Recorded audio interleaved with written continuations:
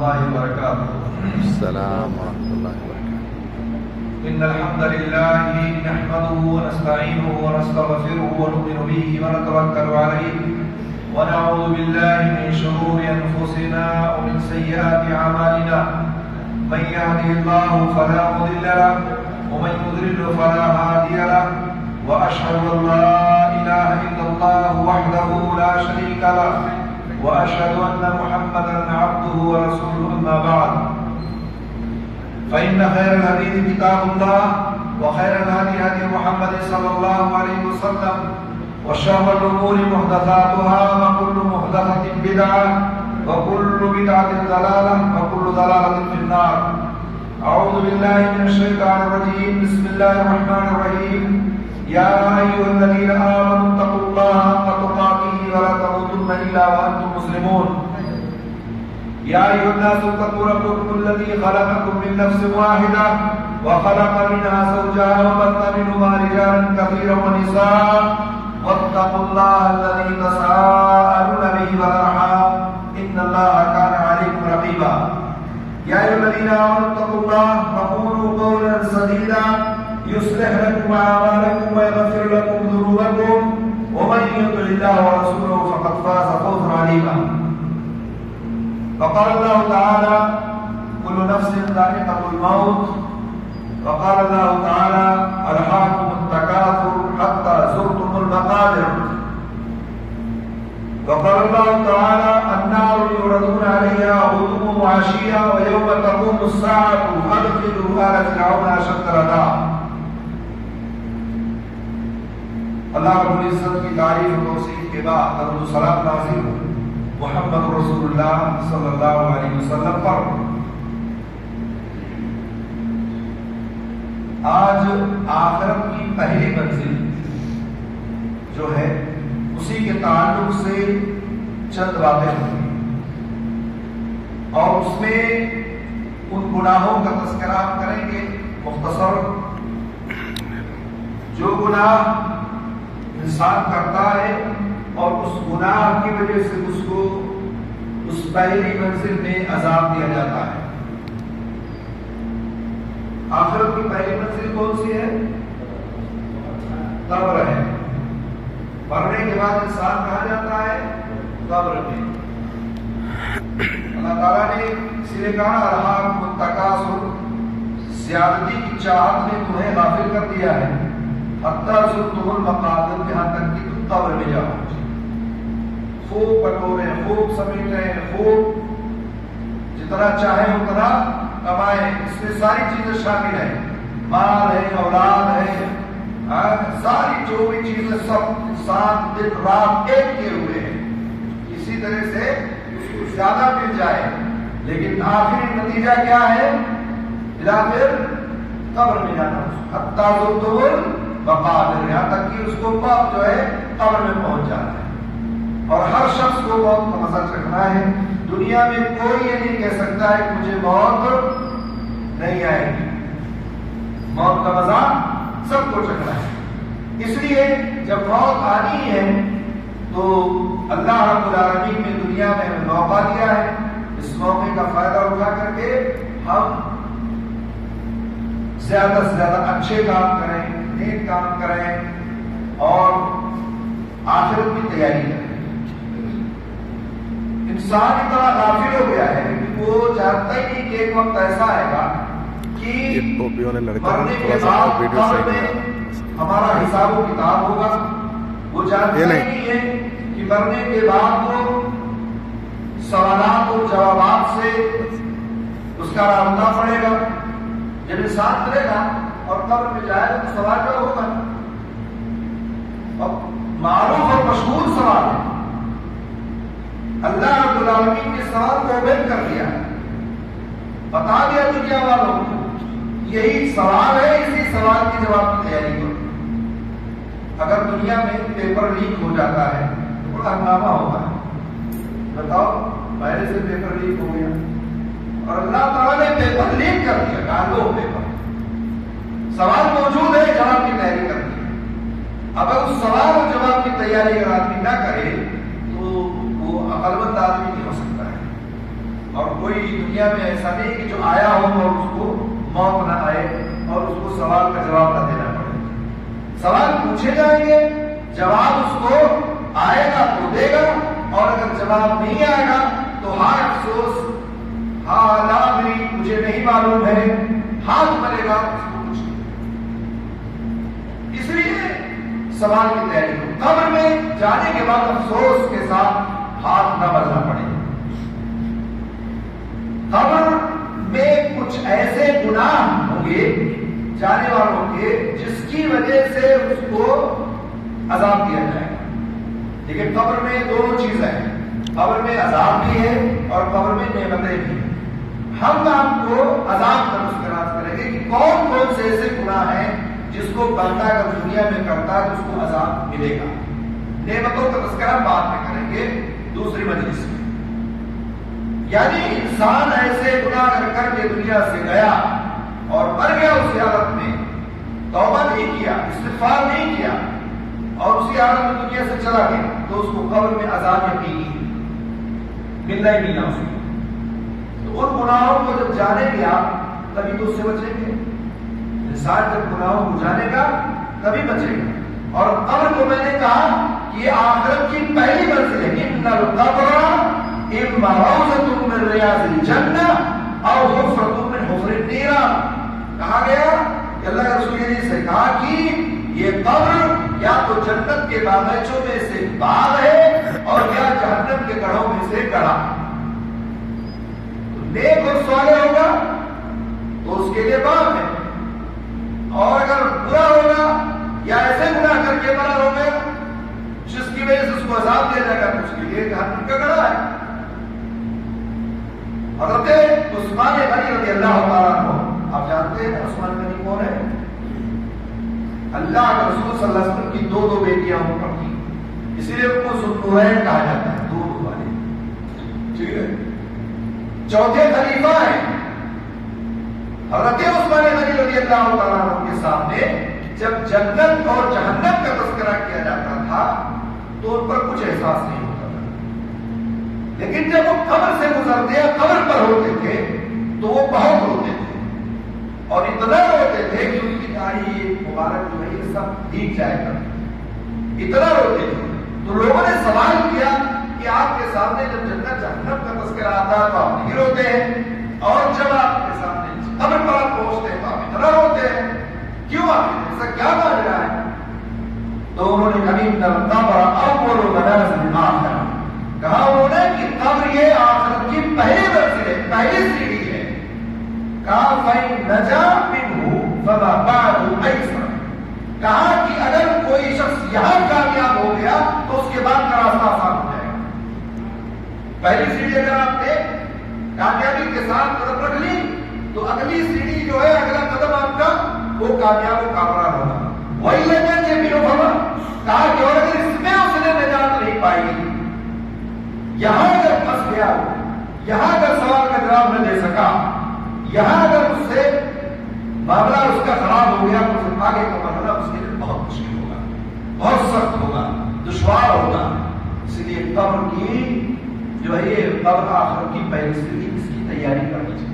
ان تینوں سوالوں کے جواب اگر کوئی آدمی دنیا میں رہ کر کے تیار کر لے تو یقین مانے آگے کا مرحلہ انشاءاللہ آسان ہو جائے گا.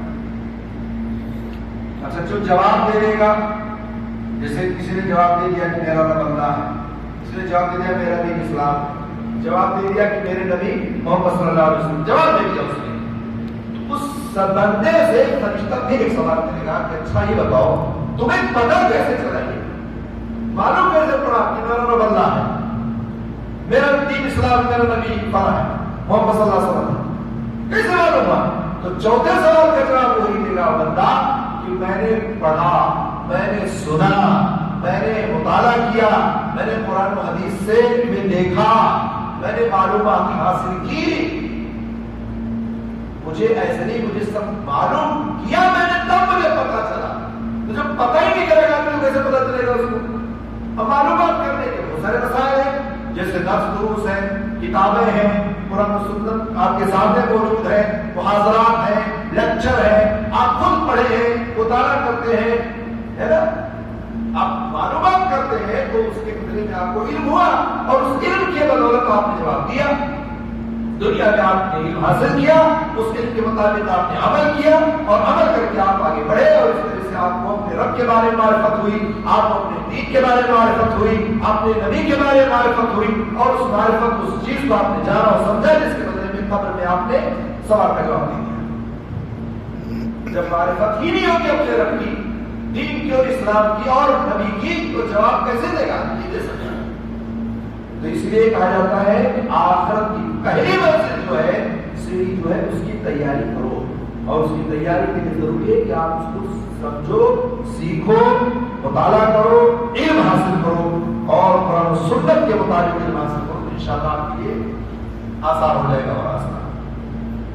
تو بہرحال وہ کون کون سی خطائیں ہیں, کون کون سی غلطیاں ہیں جو ہمیں بتاتی ہے قرآن و حدیث کے مطابق کہ اگر کوئی شخص ان غلطیوں پر ہوتے ہوئے مر گیا, اس نے توبہ نہیں کیا, استغفار نہیں کیا, اللہ سے معافی نہیں مانگی, بندے سے معافی نہیں مانگی اگر حقوق العباد کے تعلق سے ہے, تو وہ کون سی غلطیاں ہیں جو قبر میں عذاب کا باعث بنے گی. آئیے ہم ان کو ایک ایک کر کے مختصراً سمجھتے ہیں اور جانتے ہیں. پہلا آپ جانتے ہیں, بہت معروف اور مشہور ہے, وہ ہے شرک اور کفر. آدمی اگر شرک اور کفر کی بنا پر مر گیا, اسی پر مر گیا, اس نے ایمان نہیں لایا, وہ یا مشرک تھا, وہ توبہ نہیں کیا, اس نے استغفار نہیں کیا, اللہ سے معافی نہیں مانگی, اس کی حالت مر گیا وہ, تو پھر اس کا ٹھکانہ جہنم ہے اور قبر میں عذاب یقینی ہے. دلیل اللہ رب العالمین نے آل فرعون کے بارے میں فرمایا ہے, النار يعرضون عليها غدوا وعشيا ويوم تقوم الساعة ادخلوا آل فرعون اشد العذاب. سورہ غافر میں اللہ تعالیٰ نے فرمایا کہ ان پر آگ صبح اور شام پیش کی جاتی ہے. آل فرعون پر قبر میں صبح اور شام آگ پیش کی جاتی ہے, اور جس دن قیامت قائم ہوگی کہا جائے گا آل فرعون کو سخت ترین عذاب میں داخل کرو. آج قبر میں عذاب دیا جا رہا ہے, آگ پیش کیا جا رہا ہے, اور کل قیامت والے دن جہنم میں ان کو ڈال دیا جائے گا. سخت ترین عذاب میں یعنی جہنم میں ان کو ڈال دیا جائے گا. اس طرح سے جو ہے ان پر آگ پیش کی جاتی ہے قبر میں. ایک اور بات اللہ تعالیٰ نے فرمایا ہے, کہا کہ وَلَوْ تَرَ إِذِ الظَّالِمُونَ فِي غَمَرَاتِ الْمَوْتِ وَالْمَلَائِكَةُ بَاسِطُو أَيْدِيهِمْ أَخْرِجُوا أَنفُسَكُمُ الْيَوْمَ تُجْزَوْنَ عَذَابَ الْهُونِ بِمَا كُنتُمْ تَقُولُونَ عَلَى اللَّهِ غَيْرَ الْحَقِّ وَكُنتُمْ عَنْ آيَاتِهِ تَسْتَكْبِرُونَ. یہ سورہ انعام میں ہے. اللہ تعالیٰ نے فرمایا, کاش آپ ظالموں کو دیکھیں جب وہ موت کی سختیوں میں مبتلا ہوتے, موت کی سختیوں میں مبتلا ہوتے ہیں اور فرشتے ان کی طرف اپنے ہاتھ پھیلاتے ہوتے ہیں اور کہتے ہیں, کیا کہتے ہیں, لاؤ اپنی جانیں نکالو, مجھے اپنی جانیں دو. فرشتے ہاتھ پکڑ پھیلا کر کے مانگتے ہیں, آج تمہیں ذلت کا عذاب دیا جائے گا. کیوں؟ کیونکہ تم ناحق باتیں اللہ کے ذمہ لگاتے تھے اور اس کی آیتوں سے تکبر کرتے تھے, یعنی ماننے کے بجائے تکبر کرتے تھے, انکار کرتے تھے, مانتے نہیں تھے. اسی وجہ سے جو ہے جب کافر کی موت آتی, مرنے کے قریب جب ہوتا ہے کافر, تو فرشتہ اسے عذاب کی بیڑیوں میں, زنجیروں میں, جہنم اور غضب الہی کی خوشخبری دیتا ہے کہ تیار ہو جاؤ, اب تم چکرے جاؤ گے, اب تمہیں بیڑیوں کا عذاب لگایا جائے گا, عذاب کی بیڑی لگائی جائے گی, اب تمہیں سزا ملنی طے ہے, تیار ہو جاؤ. اور جس کی وجہ سے جب اس کو یہ بات بتائی جاتی ہے تو اس کافر آدمی کی روح جو ہے پورے جسم میں بکھر جاتی ہے, بھاگتی پھرتی ہے اور جسم سے نکلنے سے انکار کرتی ہے, نہیں ہم نہیں نکلیں گے. تو پھر فرشتے اسے اتنا مارتے ہیں کہ نکلنے کے علاوہ کوئی چارہ اس کے پاس نہیں ہوتا ہے, نکلنا ہی نکلنا ہے. فرشتے آئے ہیں, نے کہا بات کے لوٹنے, نکلنے کے علاوہ کوئی چارہ نہیں ان کو. اور فرشتے انہیں مارتے ہوئے کہتے ہیں, جسے اللہ تعالیٰ نے کہا اخرجوا انفسکم اليوم تجزون عذاب الهون, تم اپنی جانیں نکالو, آج تمہیں ذلت کا عذاب کیا جائے. بھاگ نہیں سکتے. تو جان نکلنے کے وقت دیکھیں یہاں ذلت اور عذاب خوشخبری کو سنائی جا رہی ہے کہ تمہیں عذاب ملنی طے ہے، اب تم بھاگ نہیں سکتے ہو. اور اس بات کی دلیل کہ شرک کی وجہ سے قبر میں عذاب ہوتا ہے، ایک اور دلیل سنیے. شرک عذاب قبر کا سبب بنتا ہے کیسے؟ سیدنا زید بن ثابت رضی اللہ تعالیٰ عنہ سے مروی ہے کہ ایک بار نبی کریم صلی اللہ علیہ وسلم بنو نجار کے ایک باغ میں خچر پر سوار تھے اور کہتے ہیں کہ ہم بھی اللہ کے رسول صلی اللہ علیہ وسلم کے ہمراہ تھے، آپ صلی اللہ علیہ وسلم کے ساتھی میں تھے کہ اچانک جو خچر تھا اس پر آپ سوار تھے وہ بلک پڑا. تو وہاں پر 5-6 یا 4 قبریں نظر آئی کہ وہاں پر اللہ کے رسول صلی اللہ علیہ وسلم نے پوچھا ان قبروں میں مدفون کون کون لوگ ہیں؟ جہاں خچر تھا وہاں قبریں تھی، خچر بلکا. اللہ کے رسول نے پوچھا یہ بتاؤ ان قبروں میں کون لوگ مدفون ہیں، کون یہاں پر ہیں؟ تو اس نے کہا، اللہ کے رسول نے جب یہ بات پوچھی کہا یہ شرک کی حالت میں انہوں نے وفات پائی. یہ مشرک لوگ تھے اور اسی حالت میں بھی وفات کی. اللہ کے رسول صلی اللہ علیہ وسلم نے فرمایا یقیناً اس امت کو، ان لوگوں کو قبروں میں عذاب دیا جاتا ہے. اگر مجھے اس چیز کا خدشہ نہ ہوتا تو کہ تم مردوں کو دفناؤ گے نہیں تو میں اللہ تعالیٰ سے دعا کرتا کہ تمہیں بھی عذاب قبر سنائے جو میں سنتا ہوں. اللہ کے رسول نے کہا مجھے پتا ہے کیسے ان کو عذاب دیا جائے. اگر مجھے خدشہ نہ ہوتا تو میں اللہ سے کہتا کہ تم بھی عذاب قبر کی سن لو، لیکن جب تم سن لو گے تو اپنے مردوں کو قبر میں دفنانا چھوڑ دو گے، کبھی کس کو عذاب دینا شروع ہو جائے گا. اس لیے اللہ کے رسول نے کہا کہ میں اللہ سے یہ بات کی دعا نہیں کروں گا، تمنا نہیں کروں گا. پھر آپ صلی اللہ علیہ وسلم ہماری طرف متوجہ ہوئے کہتے ہیں صحابی اور کہا کہ اللہ تعالیٰ سے آگ کے عذاب سے پناہ حاصل کرو. یہ صحیح مسلم کی روایت ہے. تو شرک کی وجہ سے دنیا سے جاتے ہی قبر میں اس کو سزا ملنی شروع ہو گئی اور اس کے بعد جہنم میں بھی اس کو سزا ملتی ہے. جو کہ مشرک کا ٹھکانہ جہنم اس کے لیے کوئی اللہ رب العالمین کی کوئی آیت نہیں ہو. جو کہ قرآن کی آیت ہے صاف کہ میں سارے گناہ معاف کر سکتا ہوں، شرک نہیں معاف کر سکتا ہوں. قرآن کی آیت ہے صاف کہ مشرک پر جنت حرام ہے، ہر حال اس کو جہنم میں جانا ہے. تو مرتے اس کو سزا ملنی شروع ہو جائے. اس لیے آدمی کو چاہیے کہ شرک سے، کفر سے توبہ کرے، استغفار کرے اور موحد بن جائے. اور تو اس حدیث صاف طور پر واضح ہے. تو کفر و شرک ہو گیا. دوسرا گناہ کی دیکھیے، دوسرا گناہ ہے جس کی وجہ سے قبر میں عذاب ہوتا ہے، وہ ہے نفاق. نفاق منافقوں کو آپ کو پتا ہے کہ ان کو عذاب قبر بلا ہو، ہر حال میں ہوگا. اور عذاب قبر میں کیوں نہ؟ اللہ تعالیٰ نے تو صاف کہا کہ المنافقین فی الدرک الاسفل من النار. منافق جو ہوگا وہ جہنم کے سب سے نچلے حصے میں ہوگا، سب سے نیچے ہوگا منافق. تو جہنم میں اس کی طے ہے پہلے سے منافق کی. اور یہاں عذاب قبر بھی طے ہے. اللہ تعالیٰ نے کہا ممن حولکم من الاعراب منافقون من اهل المدینة مرضوا على النفاق لا تعلمهم نحن نعلمهم سنعذبهم مرتين ثم يردون الى عذاب عظیم. سورہ توبہ میں اللہ نے فرمایا اور تمہارے ارد گرد بسنے والے دیہاتیوں میں کچھ منافق موجود ہیں اور کچھ خود مدینہ میں بھی موجود ہیں جو نفاق پر اڑے ہوئے ہیں. انہیں تم نہیں جانتے، ہم ہی جانتے ہیں. جلد ہی ہم انہیں 2 مرتبہ عذاب دیں گے، پھر وہ بڑے عذاب کی طرف لوٹائے جائیں گے، جہنم میں جائیں گے. سنعذبهم مرتين کا مطلب کیا؟ 2 مرتبہ، یعنی ایک بار دنیا میں اور دوسرا عذاب قبر. 2 بار ان کو سزا دیں گے. تو اس طرح سے قبر کے امتحان سے متعلق فرشتوں کے سوال و جواب میں وہ جواب نہیں دے سکیں گے کیونکہ ان کی حالت اور ان کی موت جو ہوگی وہ نفاق پر ہوگی. اس لیے ان کو قبر میں ہر حال میں سزا ملنی طے ہے اور اس طرح سے وہ دنیا میں جائیں گے. منافق کہاں تھے؟ مدینہ میں تھے کہ مکہ میں؟ کہاں تھے؟ مکہ میں تھے یا مدینہ میں منافق تھے؟ مدینہ میں تھے.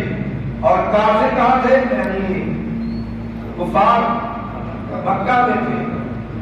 ٹھیک ہے.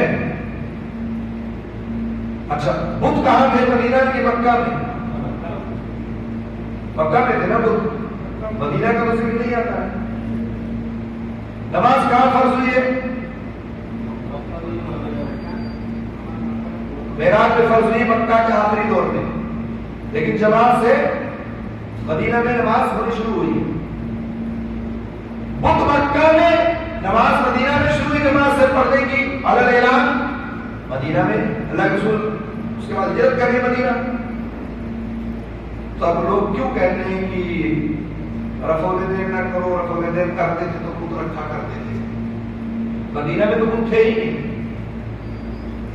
ہاں تھے سارے کے سارے بدھ مکہ میں تھے اور سارے کے سارے منافقین مدینہ میں تھے. تو جب اپنی طرف سے کوئی بات گڑھ لی جاتی ہے اور نظام تراشی کی جاتی ہے یہی صورت حال ہوتا ہے. اور آگے آگے پورا خالی ہے، آپ لوگ پورا پیچھے کیوں رہتے ہیں؟ صحیح بات.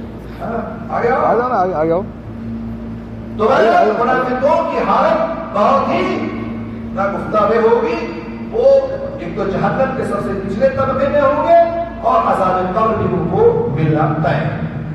تیسرا گناہ اگر دیکھیں گے آپ تو اللہ کی شریعت کو بدلنا، اللہ کی حرام کردہ چیزوں کو حلال جاننا اور حلال کو حرام جاننا. اللہ کی شریعت میں لوگوں نے کیا کیا؟ بدل دیا، اور اس گناہ کی وجہ سے ان کو قبر ملنا، بے عذاب ملنا طے. دلیل کیا ہے؟ اللہ کے رسول صلی اللہ علیہ وسلم فرمان ہے کہ میں نے عمر بن عامر خزاعی کو دیکھا کہ وہ اپنی آنتوں کو جہنم میں کھینچ رہا ہے. اس کی غلطی کیا تھی عمر بن خزاعی کی؟ اس کی غلطی یہ تھی کہ اس نے جانوروں میں سے صائبہ جانور کی، جو ہے صائبہ بنانے والے جانور کی اس نے ریت ڈالی تھی. صائبہ کیا ہے؟ ایسی اونٹنی، گائے یا بکری جس کا ذاتی استعمال حرام سمجھتے ہوئے اسے آزاد چھوڑ دیا جائے، اس پر سواری نہ کیا جائے، اس کو استعمال نہ کیا جائے، اس کا دودھ نہ کیا جائے، ٹھیک ہے، اسے ذبح کر کے اس کا گوشت نہ کھایا جائے، اس پر گوشت نہ ڈالا جائے، کچھ نہیں، سب کچھ اس کو آزاد، ان کے جانور کو اونٹ ہو، گائے ہو اور بکری ہو چھوڑ دیا جائے اس کو میدان میں. اور جبکہ کچھ لوگ اپنے مال میں سے کچھ حصہ اپنے لیے حرام قرار دے دیتے تھے، کچھ رکھ لیتے اور کچھ حرام کر دیتے تھے. اسی کو صائبہ کہتے ہیں. شیخ الاسلام ابن تیمیہ رحمہ اللہ کہتے ہیں کہ سیدنا اسماعیل اور دیگر کی اولاد سے تعلق رکھنے والے عرب جو تھے وہ ابراہیم اور اسماعیل کے بنائے ہوئے بیت اللہ کے پڑوس میں رہتے تھے سب سے پہلے، اور وہ سارے کے سارے ملتیں ابراہیمی اور دین پر تھے. لیکن بنو خزاعہ کے کچھ سردار نے یا کچھ لوگوں نے اس میں تبدیلیاں رونما کی، اور ان میں سے عمر بن لہی تھا جس نے دین ابراہیمی میں شرک کو داخل کر دیا. عمر بن لہی تو گویا کہ اس نے اللہ کی حلال کردہ چیز کو، اس اونٹ گائے بکری کو کیا کیا حرام کر دیا کہ کوئی اس کو نہیں کھا سکتا، اس کو چھوڑ دیا گیا میدان میں. تو اس کی وجہ سے اس نے اللہ کی حلال کردہ چیز کو جب حرام کر دیا تو نبی کریم صلی اللہ علیہ وسلم نے فرمایا میں نے اس شخص کو دیکھا ہے کہ جہنم میں اپنی آنتیں گھسیٹ رہا ہے اور وہ مرنے کے بعد اس طرح سے قبر میں بھی وہ عذاب میں مبتلا ہے. اللہ کی حلال کردہ چیز کو اگر کوئی حرام کر دیتا ہے یہ جان لے کہ اس کی سزا یہیں سے شروع ہو گئی، اور حرام کو حلال کر دے. جب یہ چیز نبی کو اختیار نہیں ہے تو کسی اور شخص کو اختیار ہے. اللہ کے رسول صلی اللہ علیہ وسلم نے کیا کہا کہ میں آج سے شہد نہیں پیوں. آتا نا آپ اپنی بیویوں کے پاس اثر کے بعد جاتے تھے تو حضرت زینب کے پاس کچھ زیادہ دیر بیٹھ جاتے تھے. حضرت زینب کیا تھی؟ شہد گھول کر کے اور ان کو پلاتی تھی اللہ کے رسول صلی اللہ علیہ وسلم کو، تو اس وجہ سے تھوڑی دیر ہو جاتی تھی. حضرت عائشہ اور حضرت حفصہ رضی اللہ تعالیٰ عنہما کو یہ بات ناگوار ملتی کہ ہمارے پاس اللہ کے رسول کم وقت دیتے ہیں، حفصہ کے پاس زیادہ ٹائم دیتے ہیں، یعنی حضرت زینب کے پاس. تو حضرت عائشہ اور حفصہ نے آپس میں تال میل کیا، کہا کہ جب اللہ کے رسول آئیں گے ہمارے پاس تو کہنا کہ آپ کے منہ سے بغافیر کی بو آتی ہے. اور یہی بات عائشہ نے بھی کی، یہی بات حضرت حفصہ نے بھی کی کہ بغافیر کی بو آتی ہے. تو اللہ کے رسول نے کہا مجھے حضرت زینب نے شہد پلایا، ہو سکتا ہے اس شہد کی وجہ سے میرے منہ سے خوشبو آتی ہو، آج سے میں شہد پیوں گی. دیکھیں چاند دیکھیں سوکر کی، وہاں بھی بہادر مومنین ہے، پھر بھی یہ ضرور نہیں ہے کہ میرے پاس کم وقت کیوں بیٹھتے، وہاں زیادہ بیٹھتے ہیں. اللہ کے رسول نے یہ بات کہی، تب اللہ تعالیٰ نے فوراً قرآن کی آیت اتار دی. اے نبی، آپ کو کس نے اختیار دیا ہے کہ آپ حلال کردہ چیز کو حرام اپنے اوپر کر لیں؟ شاید تو حلال ہے. پھر جب راز اوپن ہوا، پتا چلا تو پتا لگا یہ دو حضرت سیدہ حفصہ اور حضرت عائشہ کے معاملہ. تو نبی کو اختیار نہیں ہے تو کسی دوسرے شخص کو کیسے اختیار ہو سکتا ہے کہ اللہ کی حلال کردہ چیز کو حرام کر دے؟ تیسرا گناہ یہ ہے کہ پیشاب کے چھینٹوں سے نہ بچنا. پیشاب کا چھینٹا جو ہے اور لوگوں کی چغلی کرنا، غیبت اور چغلی دونوں اس میں آتا ہے. اللہ کے رسول صلی اللہ علیہ وسلم کا گزر ایک بار دو قبروں کے پاس سے ہوا، فرمایا یقیناً ان دونوں شخص کو دونوں قبروں میں جو ہے ان کو عذاب دیا جا رہا ہے، اور کسی بڑے گناہ کی وجہ سے نہیں دیا جا رہا، آپ نے یہ بھی کہا، بلکہ ان میں سے ایک پیشاب کے چھینٹوں سے نہیں بچتا تھا اور دوسرا شخص چغلی کیا کرتا تھا. اب اللہ کے رسول صلی اللہ علیہ وسلم نے یہ بات کی. اب دیکھیں عذاب جو ہو رہا تھا قبر میں صرف دو گناہ تھے اور بہت بڑے گناہ تھے، لیکن ہم اس کو چھوٹا سمجھتے ہیں. پیشاب کے چھینٹوں سے نہ بچنا یہ بڑا خطرناک ہے. جان لیجیے آپ، پیشاب کے چھینٹے، ہم کھڑے کھڑے پیشاب کرتے ہیں باتھ روم میں یا ادھر ادھر کہیں بھی، ظاہر سی بات اس کا چھینٹے پڑیں گے نہیں پڑیں گے، کتنا بھی آپ بچائیں. اسی لیے بیٹھ کے کریں اور اسی لیے سنبھال کے کریں تاکہ آپ کے جسم پر، آپ کے کپڑے پر پیشاب کے چھینٹے نہ پڑیں. اگر بڑی مجبوری ہے آپ کو کھڑے ہو کر کرنے کی تب بھی احتیاط لازمی ہے. ایسا نہیں کہ جائز نہیں، جائز ہے، لیکن اگر آپ پیشاب کے چھینٹوں سے نہیں بچیں گے تو یہ جان لیجیے کہ قبر میں عذاب آپ کو ہونے پائے. اللہ کے رسول کہتی ہے صحیح مسلم کہتی صحیح ہے اور صحیح بخاری میں بھی دونوں حدیث کی کتاب موجود ہے. چغلی کرنا، ان کی باتوں سے جھگڑا لگوانا، ادھر سے ادھر ادھر سے ادھر آدمی اگر کرتا ہے یہ بڑا خطرناک ہوتا ہے. انسان سوچتا ہے مزہ تو آنا گفتگو میں ادھر ادھر لڑائی میں جھگڑے میں، لیکن وہ نہیں پتا ہے کہ ہمارے لیے کتنا خطرناک ہے. کرنے کے بعد ہمارے لیے قبر میں عذاب کا باعث بن جائے گا. اس لیے کہا کہ کسی کی چغلی کرو، کہا کسی کی غیبت کرو. دوسری روایت میں ہے کہ غیبت کا بھی لفظ ہے اس میں، آگے غیبت کا معاملہ ہے. عام طور پر عذاب قبر جو ہے پیشاب کی وجہ سے ہوتا ہے، اس لیے انسان کو چاہیے کہ پیشاب سے یا پیشاب کے قبروں سے اپنے آپ کو بچائے. اگر آپ نہیں بچاؤ گے اپنے آپ کو، یہ جان لو کہ آپ کے لیے خطرناک ثابت ہو سکتا ہے. اور کوئی مشکل کام نہیں ہے، بڑی آسانی سے اپنے آپ کو بچا سکتے ہو. بیٹھ کے آرام سے پانی لے کر کے بیٹھو اور پیشاب کرو، ہے نا. تو اس لیے آپ پیشاب کے چھینٹوں سے بچنے کی مکمل طور پر کوشش کرو، چاہے اس میں مرد ہو یا عورت سب شامل ہے. جان لیجیے کوئی اس سے بچے گا نہیں. اور اسی طرح سے چوتھا ہے، پانچواں گناہ ہے غیبت کرنا. غیبت اور پیشاب کی وجہ سے عذاب قبر. دوسری حدیث میں اور دوسری حدیث میں بھی ہے کہ جو ایک حدیث میں غیبت کا ذکر ہے اور ایک حدیث میں چغلی کا ذکر ہے، اور اسی لیے بخاری نے اس حدیث کو دیگر سند کے ساتھ اس پر ذکر کیا ہے. تو بہرحال غیبت اور چغلی یہ دونوں بہت خطرناک گناہ، یہ گناہ کبیرہ ہے اور اس کی وجہ سے عذاب قبر ممکن ہے. اور جھوٹ بولنا یہ بھی بڑا خطرناک گناہ. جان لیجیے اس کا سبب بھی عذاب قبر ہے. عذاب قبر کا سبب یہ بھی ہے جھوٹ. سوال جندب کی روایت ہے، کہتے ہیں کہ اللہ کے رسول صلی اللہ علیہ وسلم نے فرمایا ہم آگے بڑھے اور ایک ایسے شخص کے پاس پہنچے. کب؟ یہ جب آپ کو معراج کرائے گا تو ایسے شخص کے اسراء و معراج کی بات ہے تو دیکھا کہ پیٹھ کے بل لیٹا ہوا تھا اور ایک دوسرا شخص اس کے پاس لوہے کا آکڑا لیے ہوئے کھڑا ہوا تھا. لوہے کا جو بھی ہو ہتھیار کا، اور اس کے چہرے کی ایک طرف مارتا اور ایک جبڑے کی گدی تک چیرتا اور اس کی ناک کو گدی تک چیرتا اور اس کی آنکھ کو گدی تک چیرتا.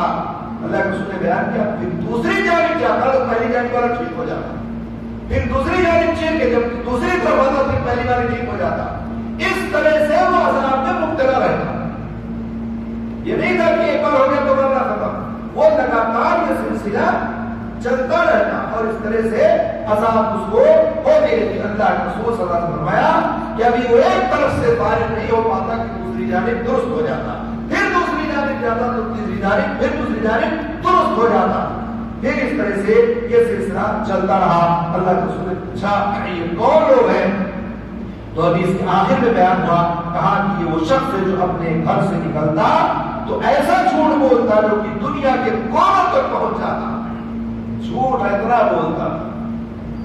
اور آج جھوٹ بولا جا رہا کہ نہیں بولا جا رہا؟ سوشل میڈیا کے ذریعے سے آپ آ کے جھوٹ لکھ دیں سوشل میڈیا پہ، یا کسی کا لکھا فارورڈ کر دیں، شیئر کر دیں، لائک کر دیں، کمنٹ کر دیں، آپ کا وہ جھوٹ پوری دنیا میں صبح سے شام تک پھیل جائے، یہ قبر میں عذاب کا سبب بنے گا۔ اس لیے کوئی بھی چیز آپ اپنے موبائل سے انگلی کو ہٹ کر نہ دے جب تک کہ آپ اس کو صحیح معنوں میں حق سے آپ اس کو جان نہ جائے کہ ہے کیا، یہ صحیح ہے یا غلط ہے۔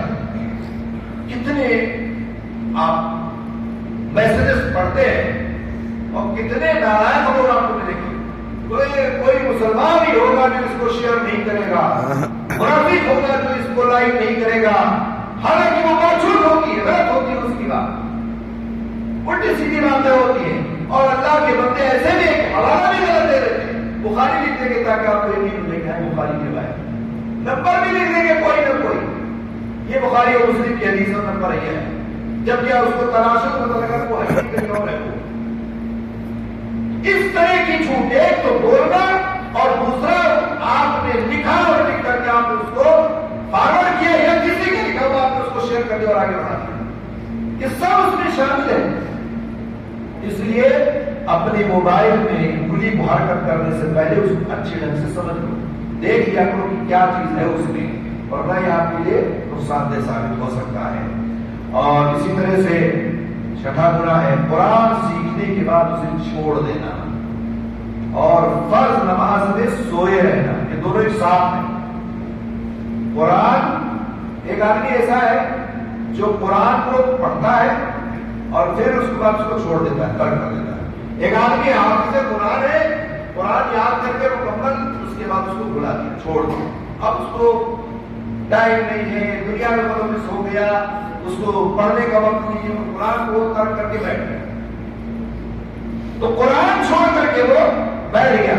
یہاں بھی وہ دیکھیں جندب کی روایت ہے، اللہ کے رسول نے فرمایا کہ کہتے ہیں کہ ہم آگے جب پڑھے اسراء و معراج میں تو کہتے ہیں ہم نے ایک ایسے لیٹے ہوئے شخص کو دیکھے جو اس طرح سے وہ اس کے پاس فرشتہ آیا اور پتھر لیے ہوئے کھڑا تھا اس کے سر پر، بڑا پتھر، اور اس کے سر پر پھینک مارتا تو اس کا سر پھٹ جاتا اور پتھر لگ کر چلا جاتا دور، لیکن وہ شخص پتھر کے پیچھے پیچھے جاتا اور اس کو اٹھا کر لاتا یہاں تک کہ اس شخص کا سر پھر ٹھیک ہو جاتا، پھر مارتا، پھر بھاگ جاتا، لیکن پھر مارتا، پھر اس طرح سے وہ سزا میں ملوث تھا، سزا اس کو وہاں پر مل رہی ہے، بچ نہیں رہا وہ۔ اللہ کے رسول نے پوچھا فرشتے سے کہ یہ کون ہے، اس کی کیا غلطی ہے؟ آپ نے اسی حدیث کے آخر فرمایا کہ یہ شخص جو آپ نے دیکھا ہے جس کا سر کچلا جا رہا ہے یہ وہ شخص ہے جسے اللہ نے قرآن کریم سکھایا، لیکن وہ نہ رات کو قیام کرتا ہے نہ دن میں اس پر عمل کرتا ہے اور اس کو ترک کیے ہوئے چھوڑے ہوئے ہیں، عمل ہی نہیں کرتا۔ اور ایک رات میں الفاظ یہ ہے کہ جس شخص کے پاس آپ آئے تھے اس کا سر پتھر سے کچلا جا رہا تھا، یہ وہ شخص تھا جس نے قرآن سیکھا اور اس کے بعد اسے بالکل چھوڑ دیا، اس کی طرف کوئی توجہ نہیں، چھوڑ دے بیٹھ گیا چھوڑ کر کے، اور فرض نمازوں میں سویا رہتا تھا۔ صحیح بخاری کی روایت ہے، گویا کہ فرض نمازوں میں سوئے رہنے کی وجہ سے بھی عذاب قبر میں ملے گا۔ کتنے لوگ ہیں، بڑی تعداد ہے، نماز ہوتی ہے، دیکھیں ایک ہوتا ہے کہ آپ کو نیند آ نہیں اٹھ پائے، ایک ہوتا ہے کہ آدمی سو گیا، نیند کا غلبہ تھا، نہیں اٹھ پایا، اذان نہیں سنی، اقامت نہیں سنی، قرات نہیں سنی، کسی نے اس کو کو جگایا نہیں، الارم بجا نہیں، پتہ چلا سو گئے، ٹھیک ہے؟ تو ایسے شخص کے بارے میں آتا ہے کہ وہ شخص مرفوع کرا کوئی بات، جب وہ اٹھے گا تو نماز پڑھ لے گا، ٹھیک ہے؟ اور ایک آدمی ایسا ہے کہ وہ پہلے سے نیت کر کے سو رہا ہے کہ مجھے تو اٹھنا ہی نہیں، مجھے تو بھائی ڈیوٹی ٹائم الارم لگانا، بس 8 بجے جانا، ڈیوٹی 7:30 بجے لگا لیا، آدھے گھنٹے میں تیار ہو کے نکل جانا ہے، اس کے لیے بہت خطرناک ہے۔ قبر میں عذاب کا باعث ہے، جان لیجیے فرض نمازوں کا ترک کرنا اور چھوڑنا یہ بہت ہی خطرناک معاملہ ہے۔ نمازوں میں سوئے رہنے کی وجہ سے اس بندے کو قبر میں عذاب دیا جا رہا تھا، اور اس بات پر اعتبار ہے کہ دونوں وجہ سے اس کو عذاب دیا جا رہا ہو، قرآن کریم کو چھوڑنے کی وجہ سے اور نماز کو ترک کرنے کی وجہ سے، دونوں وجہ سے۔ ابن حجر رحمہ اللہ فرماتے ہیں، کہتے ہیں کہ ابن حبیرہ رحمہ اللہ نے کہا کہ قرآن کریم یاد کرنے کے بعد چھوڑ دینا یہ بہت بڑا جرم ہے۔ اور آپ کو معلوم ہے یہ قرآن آپ کے ہاتھ میں گواہی دے گا، اور آپ کے ہاتھ میں آپ کے خلاف بھی گواہی دے گا، ہاتھ میں بھی دے گا، خلاف بھی دے گا۔ القرآن کسی پر قرآن حجت لک وعلیک، آپ قرآن اگر پڑھتے تو دن میں رات میں کبھی بھی تو آپ کے ہاتھ میں گواہی دے گا کہ اللہ یہ قرآن پڑھتا تھا، اور اگر نہیں پڑھو گے تو کہے گا اللہ یہ کبھی قرآن اٹھاتا ہی نہیں۔ جس کے گھر میں سب سے زیادہ جزدان میں لپیٹی ہوئی اگر کوئی چیز ہے جو سارا سال نہیں نکلتی تھی اٹھتی تھی وہ قرآن ہی تھا۔ یہ قرآن آپ کے حق میں بھی گواہی دے گا اور آپ کے خلاف بھی گواہی دے گا، یہ قرآن آپ کی شفاعت بھی کرائے گا۔ یہ کیسی کتاب ہے، اس لیے قرآن انسان کو ترک نہیں کرنا چاہیے، جتنی طاقت ہے اتنی پڑھنی چاہیے، روزانہ پڑھنی چاہیے، اس پر عمل کرنے کی کوشش کرنی چاہیے، اور فرض نماز میں سونے سے اپنے آپ کو بچائے، ورنہ قبر کے عذاب میں کوئی کمی نہیں ہوگی۔ اللہ نے اور نبی نے جو حکم دے دیا یا جو چیز موجود ہے شریعت میں اس کو آپ ٹال نہیں سکتے۔ نیند کو قربان کرنا سیکھو، اپنے آپ کو نہیں قربان کرو گے تو کل کے دن سوائے افسوس کے کچھ نہیں ملے گا، اور وہاں افسوس کا کوئی فائدہ نہیں ہوگا۔ ساتواں گناہ ہے سود خوری۔ اس حدیث میں آتا ہے کہ اللہ رسول صلی اللہ علیہ وسلم فرمایا ہم آگے بڑھے تو ایک نہر پر آئے تو دیکھا کہ ایک آدمی خون کی نہر میں، سرخ خون کی لال ہے، اور اس نہر میں تیر رہا ہے، ایک شخص تیر رہا ہے، نہر کے کنارے ایک آدمی کھڑا ہوا ہے، دوسرا آدمی، اور وہ اپنے پاس پتھر جمع کیے ہوئے، جیسے وہ آتا ہے کنارے اس پتھر سے اس کے پاس پہنچتا ہے اور اس کو مارتا ہے اور پھر اندر کی طرف چلا جاتا ہے، اس کے منہ میں پتھر ڈال دیتا ہے اور پھر وہ اندر چلا گیا۔ کہتے ہیں کہ وہ اسی طرح سے سلسلہ چل رہا ہے، وہ آتا ہے یہ مارتا ہے، وہ آتا ہے یہ مارتا ہے، نکلنے نہیں دیتا۔ اللہ کے رسول صلی اللہ علیہ وسلم پوچھا بھائی یہ کون ہے، جس کی کیا غلطی ہے، کس جرم میں اس کو عذاب دیا جا رہا ہے؟ کہا کہ حدیث کے آخر میں کہا گیا کہ وہ شخص جس کے پاس آئے کہ آپ کو نہر میں تیراکی کر رہا ہے جو خون کی، یہ پتھروں کو ڈالا جاتا ہے، تو وہ سود خور تھا، سود کھاتا تھا، سودی کاروبار کرتا تھا، سودی لین دین کرتا تھا، سود پر پیسے دیتا تھا، اور لوگوں کے خون چوستا تھا یہ غریبوں کے۔ آج اسی خون کے اس کو اللہ تعالیٰ نے ڈبو دیا، جاؤ اسی خون کی نہر میں تم تیراکی کرو۔ سود کا لینا دینا، لکھنا پڑھنا کھانا سب حرام ہے، جان لیا۔ گواہی دینا، اس کی نوکری جتنی بھی ہے ایسے بینک میں جس میں سودی کاروبار ہوتے ہیں سب حرام ہے، اس میں کسی کی کوئی لاج رپیٹ نہیں ہے، اللہ کے رسول نے صاف طور پر کہا ہے۔ اور ایسے بندے جو سود خور ہیں ان کا قبر میں عذاب طے ہے، ان کو آرام عذاب نہیں ملا ہے۔ اگر وہ توبہ نہیں کیے، استغفار نہیں کیے، اپنے گناہوں سے معافی نہیں مانگے اور اس کی حالت بن گئے وہ، یہ جان لے کہ بڑا خطرناک اس کے لیے ہوگا۔ یہ سود بہت ایسی بلا ہے جو مسلمانوں میں بڑی کثرت سے پائی جاتی ہے، بڑے بڑے لوگ اس کو ملوث ہیں، کم سے کم جتنا بچ سکتے اتنا تو بچے۔ سودی کاروبار، کتنے لوگ فائنل بھی کھیلتے ہیں، یہ بھی تو سود ہے نا، پیسے لگائیں، جوا کھیلتے ہیں۔ اللہ کے بندو، آپ حلال پیسے کو حرام طریقے سے استعمال کرتے ہو، محنت کی کمائی کو حرام طریقے میں لگا دیتے ہو، آپ کے بیوی آپ کے بچے آپ کے پیسے کے منتظر ہیں، اور آپ اس پیسے کو اٹھا کر کے آپ سودی کاروبار میں لگا دیتے ہو۔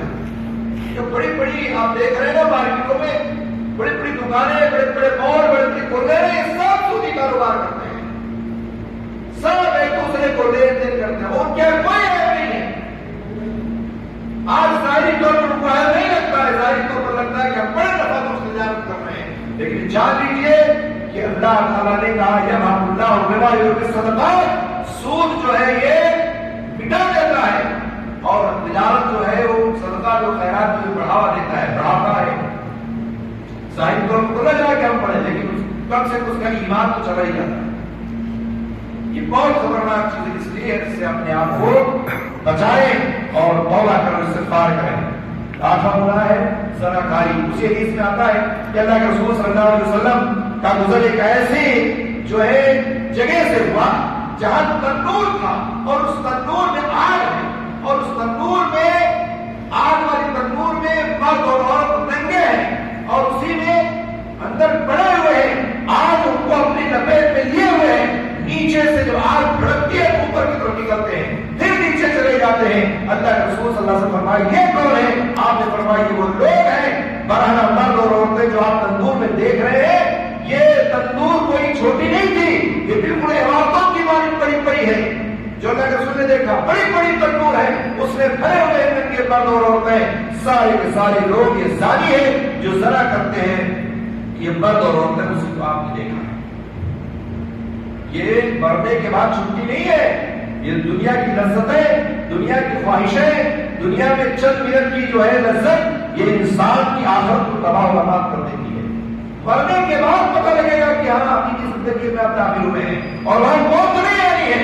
دنیا میں تو موت آ گئی، آپ کو تکلیف ہو گئی۔ دنیا میں اگر آگ لگ جائے کسی کو تو دل تک آگ پہنچنے سے پہلے آدمی مر جاتا ہے، لیکن قیامت میں جب آگ میں چلے گا وہ تو اس کا دل تک آگ جائے گی، لیکن اس کو موت نہیں ہے، مرے گا نہیں، اور اس آگ میں مبتلا رہے گا۔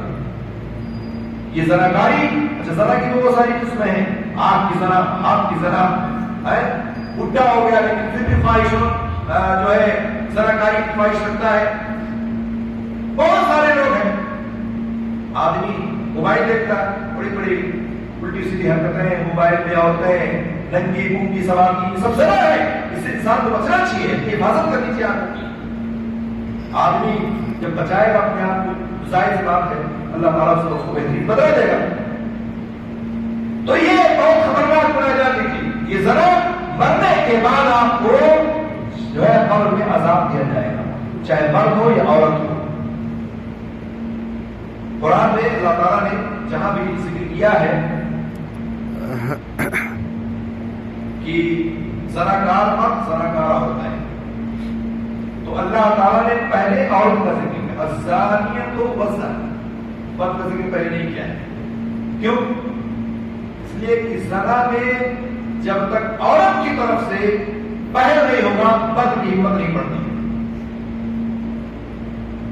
سب سے آگے عورت ہوگی۔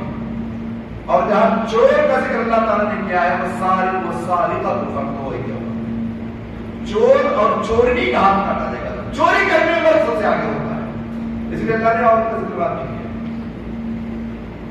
تو اس لیے یہ بہت خطرناک گناہ ہے، قبر میں عذاب کا سبب ہے۔ اس لیے انسان اپنی آنکھ، اپنے جسم، اپنے اعضاء، اپنی خواہشات، اپنے شرمگاہ سب کی حفاظت فرمائے۔ انسان اگر اس کی حفاظت کر لیتا ہے تو جنت کی ضمانت اللہ رب العالمین، اللہ کے رسول صلی اللہ علیہ وسلم نے دی ہے کہ اگر کوئی مجھے زبان اور اپنے شرمگاہ کی حفاظت کی ذمہ داری دے دے تو میں اس کے لیے جنت کی ضمانت دیتا ہوں، ورنہ قبر میں عذاب ہونا نہیں۔ اسی طرح سے لوگوں کو نیکی کا حکم دینا اور اپنے آپ کو بھول جانا، اس میں مولوی حضرات کو پکڑ جائے، خطیب لوگ ہے نا، خطیب لوگ پکڑنے آئے گے اس میں، اپنے آپ کو تو اصلاح نہیں کر رہا ہے، دوسروں کو نماز کا حکم دے گا، دوسروں کو بھلائی کرنے کا حکم دے گا، لیکن اپنی برائی اس کی مٹی نہیں رہی ہے، اپنا اس پر عمل نہیں کر رہا ہے۔ اللہ کے رسول صلی اللہ علیہ وسلم کی حدیث ہے، حضرت انس بن مالک رضی اللہ عنہ کہتے ہیں اللہ کے رسول نے فرمایا میں نے اس رات دیکھا ہے، اس رات والی رات میں آپ نے کہا دیکھا کہ کچھ لوگ ایسے ہیں کہ ان کے ہونٹ کینچیوں سے کاٹے جا رہے ہیں۔ میں نے کہا جبریل یہ کون ہے؟ تو انہوں نے بتایا یہ آپ کی امت کے خطیب لوگ ہیں، مقرر حضرات ہیں، جو لوگوں کو نیکی کا حکم دیتے ہیں یا دیتے تھے لیکن اپنے آپ کو بھول جاتے تھے کہ میرے اوپر یہ چیز لاگو ہے۔ نیکی کا حکم دینا آسان ہے لیکن خود اس پر عمل کرنا مشکل ہے۔ تو لوگوں کو تو بتاتے تھے لیکن خود بھول جاتے تھے، حالانکہ وہ قرآن پڑھتے تھے تو کیا وہ سمجھتے نہیں تھے؟ اللہ نے کہا یا ایھا الذین آمنوا لم تقولون ما لا تفعلون، تم وہ باتیں کیوں کہتے ہو جس کو تم خود نہیں کرتے ہو؟ اللہ نے مومنوں کو ختم کر کے فرمایا تو امت کے خطیب بھی پکڑے جائیں گے۔ آپ دیکھیں ایک مولوی نماز کا حکم دیتا نا، ہمارے یہاں جلسے بڑے ہوتے ہیں رات کے 2 بجے تک 3 بجے تک، اور فجر میں وہی مولوی لایا ہوتا ہے، نماز نہیں آتا۔ کیوں بھائی؟ آپ کے فجر کی نماز معاف ہے؟ رات رات کو تقریر کرتا ہے نشے کی، حرام ہے، نہیں کھانا چاہیے، بیڑی پینے نہیں پینا چاہیے، سگریٹ نہیں پینا، پتہ لگا وہی مولوی تنہائی میں پہنچا کہ سگریٹ جلا لیا اور سگریٹ پی رہا، بیڑی پی رہا، تمباکو کھا رہا، گٹکے کے کھا رہا۔ کیوں بھائی؟ صرف عوام کے لیے حرام ہے، آپ کے لیے حرام نہیں ہے۔ ایسے بے مثال آپ کو بے شمار مثالیں ملی، اور یہ کوئی ایسی بات نہیں ہے اپنی آنکھوں دیکھا، حال بھی میں نے دیکھا ہے، ایسے مولویوں کو بھی دیکھا ہے جو رات رات کو تقریریں کرتے اور غائب ہو جاتے ہیں۔ تو اس طرح سے امت کے خطیب بھی قبر کے عذاب کے سبب ان کا یہ بنے گا کہ وہ خود عمل نہیں کرتے تھے اور لوگوں کو عمل کرنے کا حکم دیتے تھے، جبکہ معاملہ کیا ہونا چاہیے کہ آپ جن باتوں کا لوگوں کو حکم دیتے ہیں اس پر عمل بھی کرنے کی کوشش کریں۔ یہ بہت ہی خطرناک چیز ہے۔ اسی طرح سے رمضان کا جب مہینہ آتا ہے تو اس تعلق سے بھی بات آپ کے سامنے ذکر کیا جاتا ہے۔ 10واں گناہ یہ ہے کہ رمضان میں بغیر کسی عذر کے افطاری کر لیتا آدمی، کوئی عذر نہیں ہے کہ روزہ نہیں رکھتا ہے۔ حضرت ابو امامہ باہلی رضی اللہ عنہ کی روایت، بار بار رمضان نے اپنے ذکر کیا اس بات کو آپ کے سامنے کہ اللہ کے رسول صلی اللہ علیہ وسلم سوئے ہوئے تھے، کہتے میرے پاس 2 آدمی آئے اور میرا بازو پکڑ کر کے مجھے آگے لے کے چلے اور کہاں میرے لے جا کر کے کام لے پہاڑ پر چڑھانے کی کوشش کی، کہا میں نہیں چڑھ سکتا۔ فرشتوں نے کہا کہ آپ چڑھے، ہم آپ کے لیے چڑھنا آسان کر دیں گے۔ کہتے ہیں کہ جب آپ اوپر چڑھے اور وہاں گئے تو دیکھا کہ بڑی آوازیں آ رہی ہیں، چیخ و پکار آ رہی ہے، ہنگامے ہو رہے ہیں۔ تو اللہ کے رسول صلی اللہ علیہ وسلم نے پوچھا کہ کیا معاملہ ہے؟ تو کہا یہ جہنمیوں کی چیخ و پکار ہے، آپ سن رہے ہیں، جہنم میں لوگ جل رہے ہیں اور چیخ و پکار مچا رہے ہیں، اس کی آواز آپ کی کانوں سے ٹکرا رہی ہے۔ کہتے ہیں پھر آگے لے جایا گیا مجھے، اور وہاں جب پہنچے تو ایک وادی میں لے جایا گیا مجھے، اور وادی میں جب گیا تو دیکھا کہ وہاں کچھ لوگ ایسے ملے جو الٹے لٹکائے تھے، ایڑیاں اوپر سر نیچے، پیر اوپر سر نیچے، اور ان کی باچھیں کاٹی جا رہی ہیں ادھر سے، اور اسی میں وہ ملوث سے سزا کو مل رہا ہے۔ اللہ کے رسول صلی اللہ علیہ وسلم نے پوچھا یہ کون لوگ ہیں، کی کیا غلطی ہے؟ تو کہا کہ یہ وہ لوگ ہیں جو روزے کا وقت ہونے سے پہلے روزہ کھول دیا کرتے تھے۔ اب سوچو اب رمضان کے مہینے میں کتنے لوگ ایسے ہیں جو روزہ نہیں رکھتے ہیں، کتنے لوگ ایسے بغیر عذر کے روزہ چھوڑے ہوئے بیٹھے ہیں اور روزہ نہیں رکھتے۔ قبر میں عذاب پانے کے لیے تیار ہے۔ اسی طرح سے مال غنیمت میں خیانت کرنا۔ مال غنیمت جانتے ہیں کس کو کہتے ہیں؟ مال غنیمت کس کو کہتے ہیں؟ کون بتائے گا؟ جو جنگ جیتنے کے بعد جو مال ملا مسلمانوں کو، اسی کو مال غنیمت کہتے ہیں۔ ٹھیک ہے، آپ جنگ جیتے کفار سے اور جو بھی مال کا ملا وہ مال غنیمت ہے۔ اگر جو ہے مال غنیمت تقسیم ہونے سے پہلے آپ نے کچھ بھی لے لیا اس سے، تو یہ جان لیجیے کہ قبر میں عذاب کا سبب ہے۔ اور جیسا کہ حدیث اللہ کے رسول کی ہے نا کہ اللہ کے رسول فرمایا اس ذات کی قسم جس کے ہاتھ میں جان ہے، یقین خیبر کے دن اس نے مال غنیمت میں سے جو چادر تقسیم سے پہلے لے لی تھی، ایک صحابی تھے جو چادر انہوں نے ابھی تقسیم نہیں ہوا تو لے لیا، تو اللہ کے رسول نے کہا اس پر آگ بن کر بھڑکی ہوئی ہے۔ تقسیم کے بعد جو آپ حصے میں رکھ لیجیے، لیکن تقسیم سے پہلے آپ نے رکھ لیا اس کو، تو اللہ رسول نے کہا یہ عذاب کا سبب ہے۔ اور اسی طرح سے 12واں گناہ یہ ہے ٹخنوں کے نیچے لباس پہنانا۔ ٹخنا جانتے ہیں کس کو کہتے ہیں؟ کس کو کہتے ہیں؟ پیر میں ہوتا ہے ہاتھ میں، پیر میں ہوتا ہے نا، چلو جانتے ہو کم سے کم ٹخنا کس کو کہتے ہیں، اب لٹکانا نہیں۔ بہت حدیث مشہور ہے اس میں، ایک تو روایت اللہ کے رسول کی حضرت ابن عمر والی ہے کہ ایک شخص اپنی کہاوت ٹخنے سے نیچے لٹکائے ہوئے گھسیٹ رہا تھا، اسے زمین میں دھسا دیا گیا اور وہ قیامت کے دن تک زمین میں دھستا رہے گا. صحیح بخاری سے مسلم کی روایت. سوچو آپ, زمین میں دھسا دیا گیا اسے. ایک دوسری روایت ہے ما اسفل من الكعبین من الازار ففی النار, جس کے پیجامے, لنگی, پینٹ, شلوار اور توپ, ٹھیک ہے, لوور, جتنی بھی چیزیں پہننے کے ہیں, اگر ٹخنے سے نیچے ہے تو ڈالے اس کا وہ حصہ جہنم کی آگ میں جلے گا. جہنم کی آگ میں جلے گا. اس لیے اپنے پیجامے اور ٹخنے جو پیجامے کو ٹخنوں سے اوپر رکھیں. آپ کی سیلری بڑھنے والی چیز ہے. اگر آپ پیجامہ, لوور, لنگی ٹخنے سے نیچے رکھیں گے تو ایسا نہیں کہ کفیل آپ کو تنخواہ زیادہ دے دے, اور ایسا بھی نہیں آپ سنت کے مطابق کپڑا پہنیے, اللہ آپ کو اس کا بہترین بدلہ دے گا, دنیا میں بھی دے گا, آخرت میں بھی دے گا, ہے کہ نہیں؟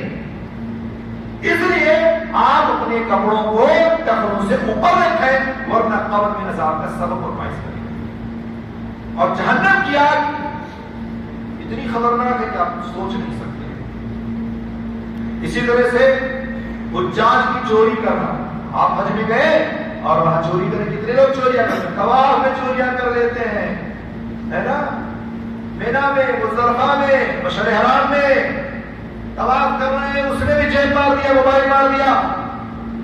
صحیح میں بڑا خطرناک معاملہ ہے. یاد لیجیے, حضرت جابر رضی اللہ عنہ کی حدیث ہے, نماز کسوف والی حدیث ہے یہ. اللہ کے رسول صلی اللہ علیہ وسلم نے فرمایا میرے پاس جہنم کو لایا گیا. یہ اس وقت ہوا تھا جب تم نے مجھے دیکھا کہ میں پیچھے جہنم لایا گیا تو آپ پیچھے آئے, ٹھیک ہے. تو مجھے ڈر لگا کہ کہیں مجھے آگ کے شعلے جھلسا نہ دے, اور میں نے آگ میں جو ہے چھڑے والے کو بھی دیکھا جو اپنی آنکھیں کھینچ رہا تھا. یہ شخص کیا کرتا تھا, حاجیوں کی چوری اپنی چھڑی کے ذریعے سے کیا کرتا تھا. تو اسے اگر کوئی پکڑ لیتا, ارے بھائی یہ کہاں لے جا رہا میرا مال, چھڑی لیے ہوئے تھا, چلتے چلتے سب پھنسا لیا, لیکن جلدی میں کسی نے دیکھ لیا تو پکڑ لیا, کسی نے نہیں دیکھا تو لیکن نکل گیا. ہوتا نہیں ہے, آدمی چھڑی لیے ہوئے اس میں بنا رہتا ہے وہ کنڈا, اور اس پر پھنسا لیا, نکل گیا, آ گیا. میں نے اس آدمی کو دیکھا جو چھڑی والا تھا, وہ کیا تھا کہ وہ لوگوں کے سامان کو اپنی چھڑی میں پھنسا لیتا تھا اور آگے نکل جاتا تھا. جب کوئی دیکھ لیتا تو کہتا کہ چھڑی میں سے پھنس گیا تھا, اور اگر کوئی توجہ نہیں دیتا تو لیکن نکل جاتا. اللہ کے رسول صلی اللہ علیہ وسلم نے فرمایا کہ میں نے اس کو دیکھا کہ عذاب میں مبتلا ہے. آج کتنے لوگ چوریاں کرتے ہیں حاجیوں کی, اور کس کس ڈھنگ سے کرتے ہیں, کیسے کیسے طریقے اپناتے ہیں, کیسے کیسے جھوٹ و فریب سے جو ہے لوگوں کو لوٹتے ہیں. آپ تصور کریں کتنا خطرناک معاملہ ان کا ہوگا. یہ قبر میں عذاب کا سبب ہے.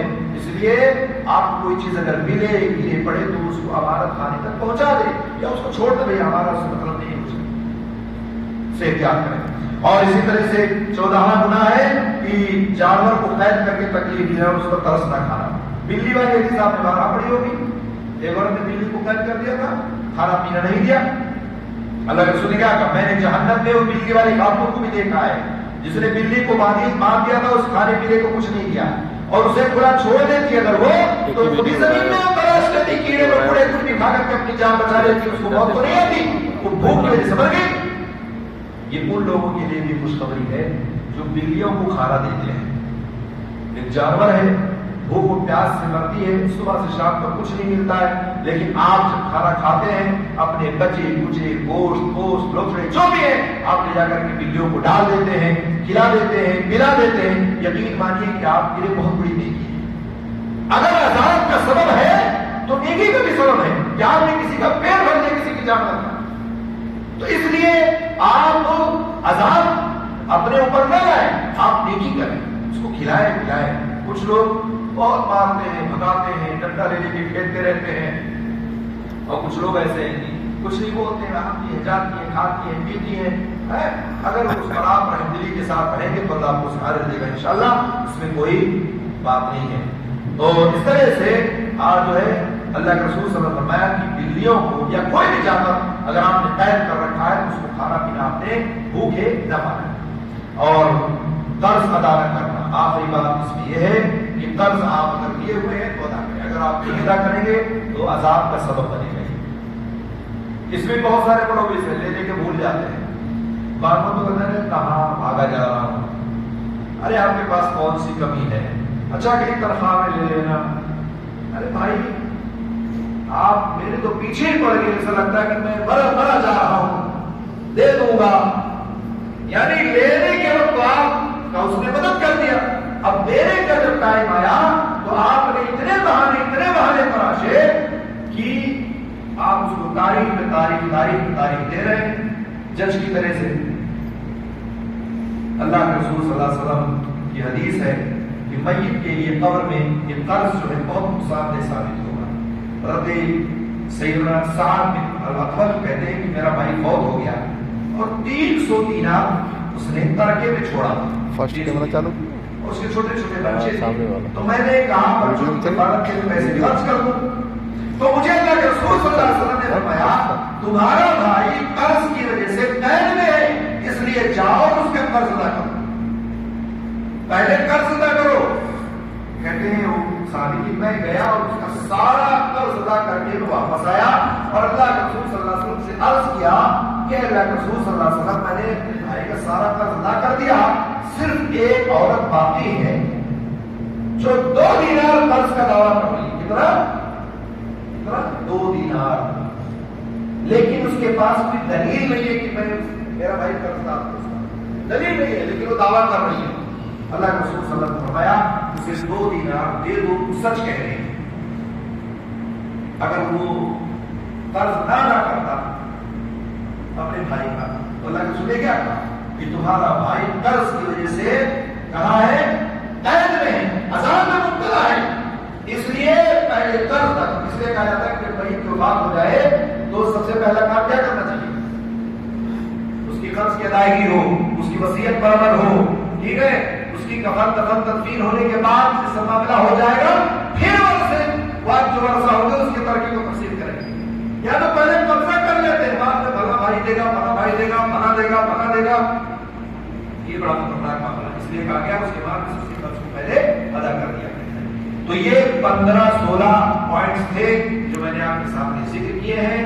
آپ کو چاہیے کہ اپنا اگر کسی کے اندر یہ گناہ آیا جاتا ہے تو اسے توبہ کرے، استغفار کرے. اسے چاہیے کہ اپنے آپ کو بچائے، ورنہ مرنے کے بعد یہ آپ کا بھائی، آپ کی بیوی، آپ کے بچے، آپ کے والدین، آپ کا رشتے دار، آپ کا عزیز جس کے لیے آپ سب کچھ دنیا میں کر رہے ہیں کوئی نہیں جانے والا ہے. اسی لیے کہا گیا تھا کہ رسول صلی اللہ علیہ وسلم نے فرمایا کہ جب آدمی مر جاتا ہے تو مرنے کے بعد اس کے ساتھ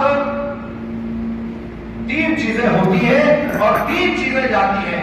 3 میں سے 2 واپس آ جاتی ہیں اور ایک اس کے ساتھ چلی جاتی ہے.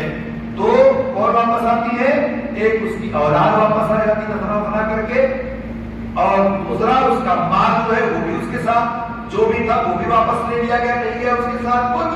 تیسرا جو گیا اس کے ساتھ وہ اس کا عمل گیا جو آپ کیے تھے دنیا میں. کوئی ساتھ لینے والا نہیں ہے. آپ چاہے جتنا کما لو، چاہے جتنا رکھ لو، اگر آپ نے صحیح ڈھنگ سے اپنی زندگی نہیں گزاری تو آپ ہی کے ورثہ، آپ ہی کے بچے، آپ ہی کے بعد پر قابض ہوں گے اور حساب آپ کو دینا پڑے گا، ان کو نہیں دینا پڑے گا. پھر ان کو اپنے حساب کی دینا پڑے گا. اس لیے اگر کوئی بھی شخص ایسی گناہوں میں ملوث ہے اسے چاہیے کہ اپنے آپ کی حفاظت کرے اور اپنے آپ کو گناہوں سے بچائے تاکہ قبر کے عذاب سے وہ بچ سکے. اللہ رب العالمین سے دعا ہے اللہ تعالیٰ ہم سب کو نیک بنائے، صالح بنائے، قبر کے عذاب سے محفوظ رکھے، عذاب جہنم سے محفوظ رکھے اور میدان محشر کی سختیوں سے ہم سب کو محفوظ رکھے. آمین رب العالمین. السلام علیکم.